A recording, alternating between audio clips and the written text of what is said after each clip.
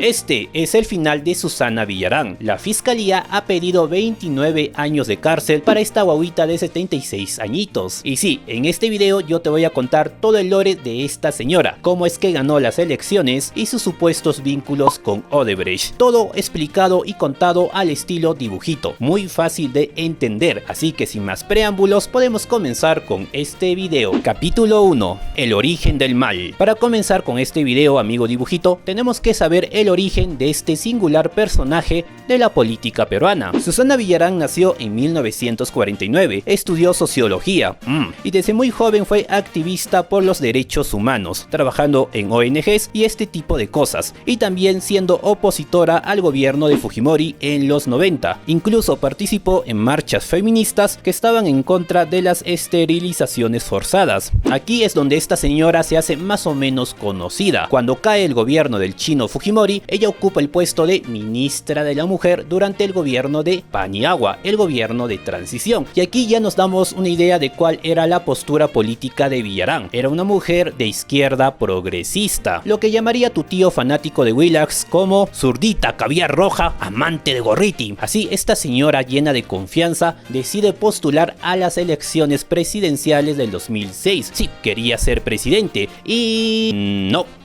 ganó. Y es que nadie votó por ella, ni siquiera su perro votó por ella, obteniendo apenas un 0.68% de los votos.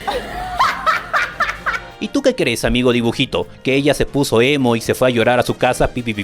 Pues no, para la mala suerte de todos los peruanitos, limeñitos y emolienteros del Perú, ella encontraría su oportunidad en las elecciones del 2010. Capítulo 2. Las elecciones del 2010. Estas elecciones son de las más icónicas que tenemos aquí en Peruquistán. Susana Villarán ahora postularía para la alcaldía de Lima en el 2010 con su partido político Fuerza Social, que era un partido de izquierda democrática, izquierda buena, muy alejada de esa izquierda mala, muy mala y radical de Ollantumala. ¿Y qué pasó en estas elecciones? Bueno, en las encuestas Susana Villarán apenas y tenía un 3%.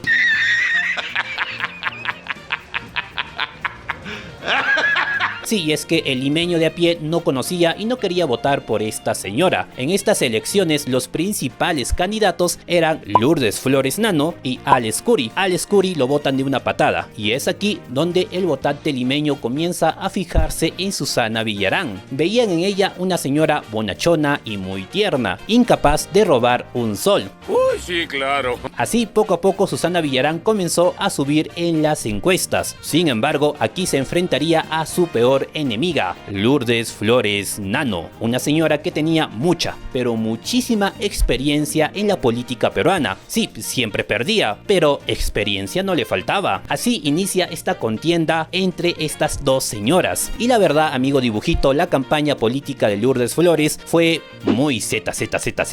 Y es que ella iba por el partido PPC.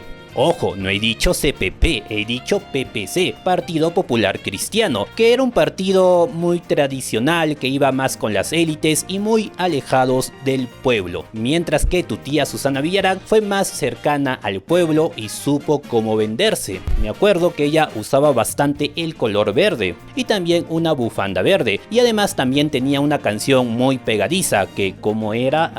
¿Por quién vamos a votar? Por Susana Villarán. Por una Lima para todos. Susana Villarán. Con mejores ciudadanos. Susana Villarán. Sí, esa misma. Esta canción es muy buena, pero no le gana al hitazo más hitazo de la política peruana. Póngala.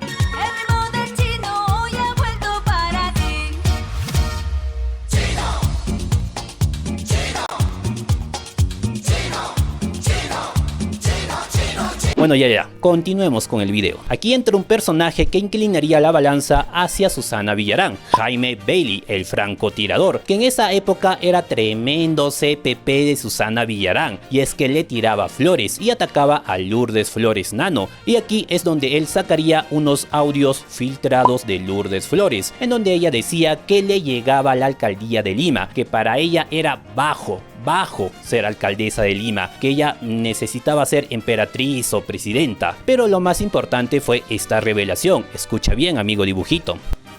la alcaldía al poto, que a mí qué me importa, a mí qué me importa la alcaldía. Métanse la alcaldía al poto, sí amigos. Y bueno, esto pasaría a la historia como los poto audios. Aquí ya nos damos cuenta de que la política peruana es un baje de pepa, sí, es un chiste. Así llegamos al día prometido, 10 de octubre del año 2010. En las elecciones, Susana Villarán obtuvo ajustado un 38% y Lourdes Flores un 37%. Lourdes Flores volvía a perder.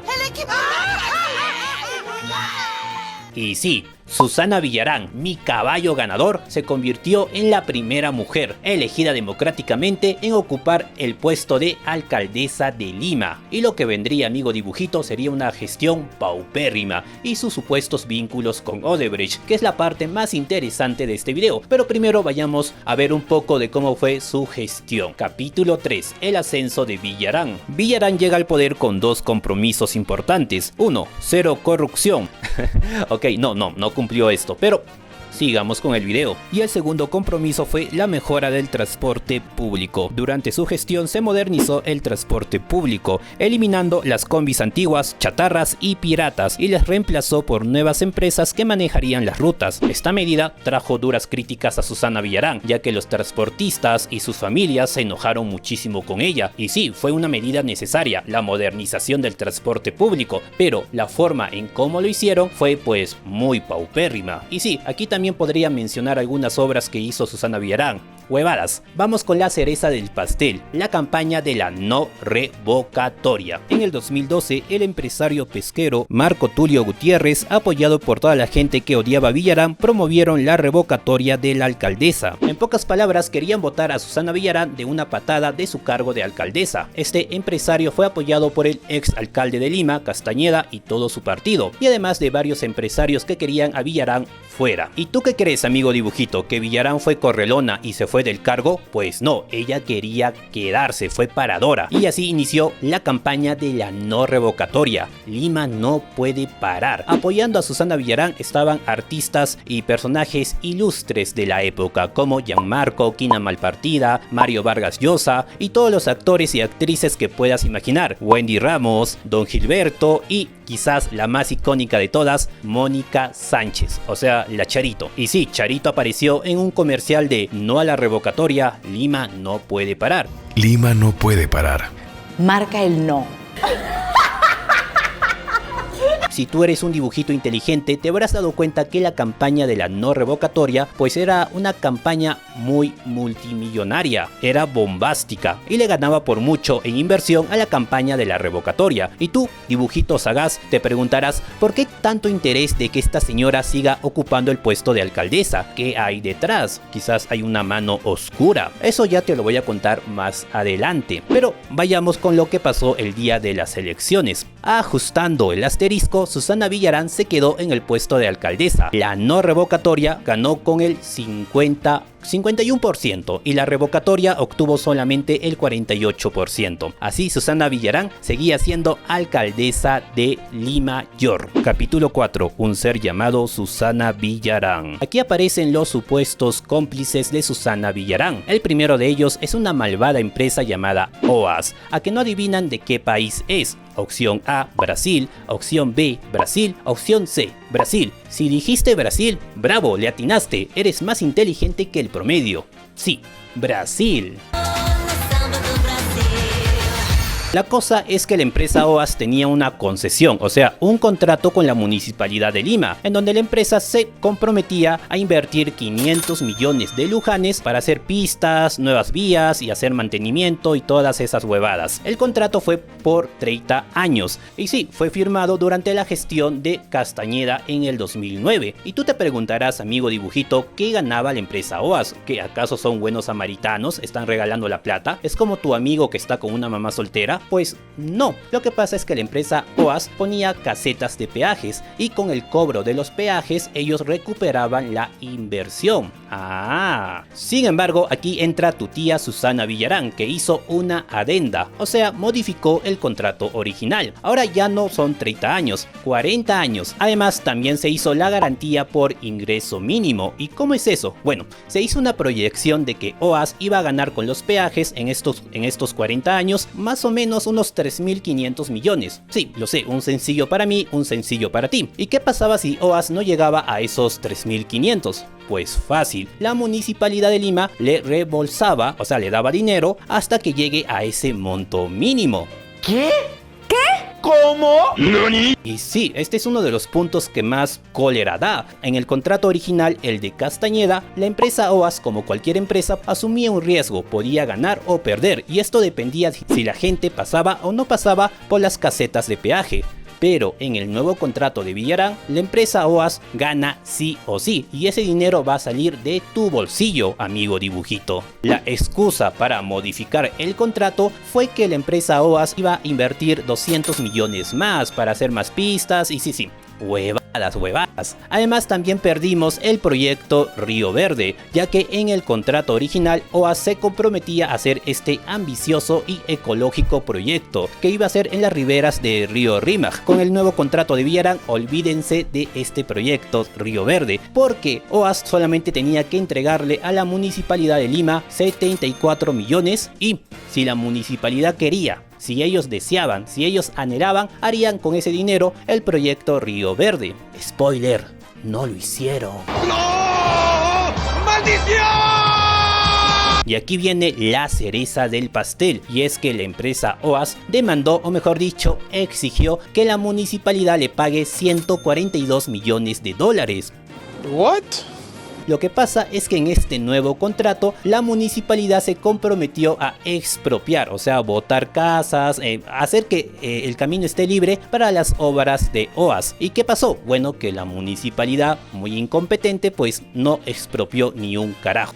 Así, OAS inteligentes pues vieron la excusa perfecta para, bueno, exigir los 142 millones, diciendo algo como: oh mira, Municipalidad de Lima, yo tengo aquí a mis equipos, a mis trabajadores y toda mi logística, y tú no tienes ninguna expropiación lista, a mí me estás haciendo perder dinero, así que exijo una compensación. ¿Y tú qué crees que hizo Susana Villarán? Supongo que fue paradora esta vez. Pues no, Susana Villarán le pagó los 142 millones, pero la Muni no tenía el dinero. OAS entonces se iba a cobrar esos 142 millones subiendo el peaje, y por eso el peaje comenzó a subir cada vez más y más. Y sí, esto es terrible, amigo dibujito. Ahora vayamos con el siguiente cómplice, bueno, el supuesto cómplice: Odebrecht. Este contrato es el de Nuevas Vías de Lima o Rutas de Lima, llámalo como quieras. Aquí Odebrecht firmó este contrato 2 meses antes de la campaña de la no revocatoria. ¿Era casualidad?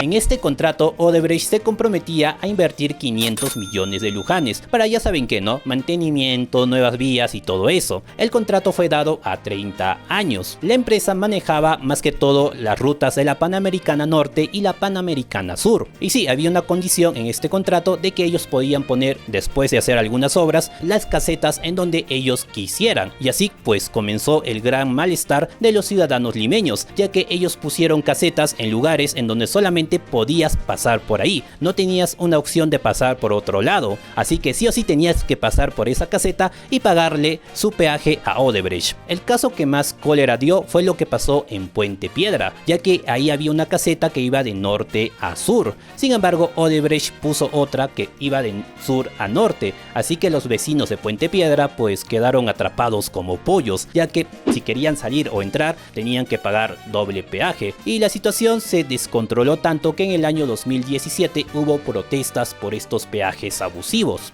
Al igual que con el contrato de OAS, aquí también había una garantía de ingreso mínimo, ya que se hizo una proyección de que Odebrecht iba a ganar entre 2.000 a 3.000 millones de lujanes en esos 30 años. Si en caso no ganara, pues simplemente Odebrecht aumentaba el precio de los peajes hasta llegar al monto mínimo. Y aquí viene la parte más pendeja del contrato: la Municipalidad de Lima no podía quitar ninguna caseta. Si en caso lo hiciera, Odebrecht podía cobrar una multa multimillonaria, y además ningún alcalde en el futuro, ninguna entidad política podía retirar una caseta o afectar los ingresos de Odebrecht. Si en caso lo hicieran, la empresa podía demandar al Perú en entidades internacionales. Spoiler, sí lo hicieron, pero no fueron ellos, sino fue otra empresa. Vamos a desviarnos un poco del tema de Susana Villarán y te voy a contar qué pasó con estas empresas y con estos contratos, pero de una manera muy pero muy superficial. Vayamos primero con OAS. Una vez que se destapó toda la cochinada y todo el escándalo, pues esta empresa lo vendió sus acciones a una empresa francesa y bueno, sigue manejando todavía las rutas. En el caso de Odebrecht se complicó aún más, ya que cuando se destapó toda la cochinada, pues Odebrecht, palteado, vendió la mayoría de sus acciones a una empresa canadiense de nombre bueno, ya, lo pueden ver el nombre aquí. Yo soy pésimo, pero pésimo pronunciando el inglés. La cosa es que a esta empresa le quitaron algunas casetas, afectaron sus ingresos y ya. La cosa es que esta empresa demandó al Perú con 2.700 millones de lujanes. Si bien es cierto, la Muni de Lima ha tenido algunos éxitos, la verdad es que vamos a perder. Es un hecho que vamos a perder. Todo por culpa de esta señora llamada Susana Villarán y sus contratos. Sí, lo conté todo de una manera muy superficial, pero vayamos nuevamente con el tema de Susana Villarán. ¿Qué pasó con ella? Aquí viene la reelección de Susana Villarán. Sin embargo, ya el limeño odiaba y detestaba a esta señora. En las elecciones apenas obtuvo un 10%. Y es que el limeño aprendió a votar, tomó conciencia y ganó Castañeda. ¿Castañeda por cuarta vez? Siempre dicen que el arequipeño o el trujillano no sabe votar, pero miren, ¿cómo es posible que voten por cuarta vez por Castañeda? Aquí comienza lo bueno, la caída de Susana Villarán. Año 2016 y 2017 se destapa toda la cochinada que estaba haciendo Odebrecht con los gobiernos de Latinoamérica y obvio esto salpicó al Perú. Jorge Barata, encargado de Odebrecht en Perú, y León Pirenino, encargado de OAS en Perú, confesaron todo. Según la fiscalía, la empresa Odebrecht habría entregado 3 millones de lujanes a la campaña de la no revocatoria. 2 millones se gastaron en la publicidad y 1 millón, pues bueno, se desapareció por ahí. Y por eso, amigo dibujito, es que la campaña de la no revocatoria Lima no puede parar fue tan bombástica y millonaria. Según la tesis fiscal, Odebrecht habría entregado 3 millones, OAS otros 3 millones y una empresa peruana que no voy a mencionar entregó $100.000. Para la campaña de la reelección, OAS entregó 4 millones de lujanes, Odebrecht 1 millón. Y haciendo suma de todo este monto saldría más o menos 11 millones de lujanes, que fueron supuestamente a parar a las manos de Miguel Castro, que era la mano derecha de Susana Villarán en la municipalidad. Y sería este señor quien se encargaba de blanquear o lavar este dinero. La acusación dice que Susana Villarán era la líder de una organización criminal que estaba operando en la municipalidad de Lima con el fin de darle muy beneficiosos contratos a malvadas empresas brasileñas y que todo este dinero fue lavado o blanqueado por Miguel Castro, mano derecha de Susana Villarán, un personaje del cual te voy a hablar más adelante. Ahora vayamos con la cronología del juicio a esta señora. Año 2017, inicia la investigación preliminar. El encargado, el fiscal José Domingo Pérez. 2018, el equipo Lavallato allana la casa de esta pobre guaguita. En el 2019, Villarán confiesa todo en un medio nacional. Siempre supe de los aportes de empresas a la campaña del no a la revocatoria. Cállate, vieja culia. En mayo de ese mismo año le dan prisión preliminar. Y tú dirás, amigo dibujito, que se hizo justicia, pero no, porque recuerda que en el año 2020 llegó la pandemia y como esta señora es muy pero muy mayor y parte de la población vulnerable, pues le dan prisión domiciliaria, o sea, le dan una palmada en su espalda y le dicen que vaya a su casita. Y aquí toca hablar del otro personaje importante, Miguel Castro. Bueno, ya no es tan importante porque se murió. Miguel Castro era candidato a colaborador eficaz. Él fue la mano derecha de Villarán, encargado de lavar el dinero. Él había confesado que la empresa OAS le había entregado a Susana Villarán 4 millones para la campaña de la reelección. Era un testigo clave en este caso, pero meses antes de iniciar el juicio oral para esta señora, pues se le encontró muerto. Sí, en su casa con cuchillos y una herida en el cuerpo. El caso es bastante sospechoso. Este caso sigue en investigación. El juicio contra Susana Villarán inició el 23 de septiembre del año 2025. José Domingo Pérez, el fiscal de aquel entonces, dijo que Susana Villarán le haría un bien al Perú si confesara sus crímenes, pero esta señora no confesó nada, y es que ella vive con la realidad alterada, piensa que es inocente, piensa que es la prota del manga, cuando a mi opinión personal es la villana del manga. Y es que aquí vendría el otro golpe de suerte para esta señora, y es que ella es muy mayor, posiblemente a fecha de este video ella cumpla 77 añitos, sí, toda una guaguita. Ya sabemos, ¿no? Ya sabemos cómo es que demora la justicia aquí en el Perú, ¿no? O sea, el juicio puede durar 2 años, más las apelaciones otro 2 años. Esta señora posiblemente tenga una sentencia cuando tenga 80 años. Y hay una ley en el Perú que si tú eres una persona mayor de 80 años y estás condenada, puedes pedir llevar tu condena en tu casita, ahí mirando Netflix y todo eso. Y Susana Villarán y su equipo de defensa pues lo saben. Qué suerte que tiene Susana Villarán. Y sí, sé que en este video me he comido bastantes cosas, como allanamiento de casas y un montón de cosas más. Esto ya lo podría contar en otros videos, amigo dibujito, ya porque este video me ha quedado muy extenso. Por mi parte ha sido todo, mi king. Espero que me dejes un me gusta o que lo compartas o que lo veas, al menos mi king con cara de con. Así que me despido, he sido Barto y te digo hasta luego. Marca el no.